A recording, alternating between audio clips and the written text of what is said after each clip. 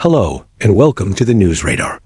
In breaking developments, the Kremlin has responded strongly to President Trump's recent approval of billions of dollars in new arms sales to Ukraine. Russian spokesperson Dmitry Peskov called the move a serious escalation, saying it signals U.S. support for continuing the war.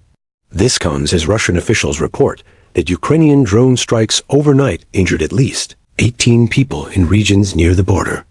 Meanwhile, in Ukraine, Russian drone attacks on the city of Zaporizhia left 2 injured and caused significant structural damage.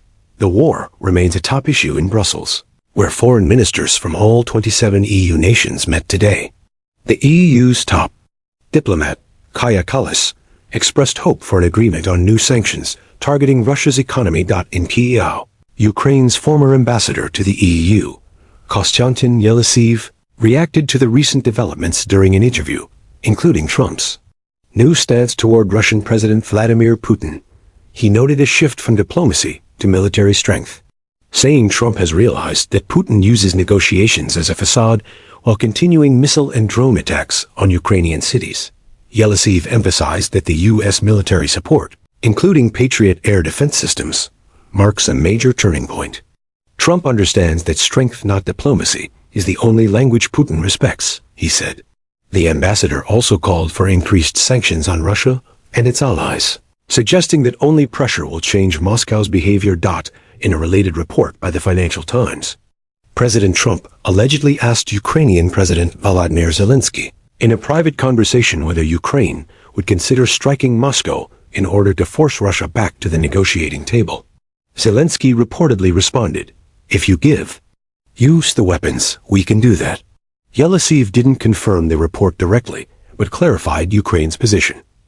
"We want peace more than anyone, but we are fighting for our survival. We need to show Putin that no part of Russia is safe while he continues to attack our people."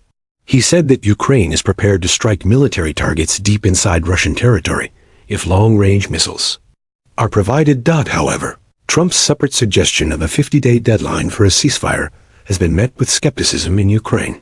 Critics argue it could give Russia more time to intensify its summer offensive. Still, Ukrainians largely welcomed the arms deal and NATO's commitment to financing it. "Every day of delay means more suffering, more casualties," said Yeliseev. "We urge the U.S. to back this support with immediate sanctions and a clear message that time is running out for Putin."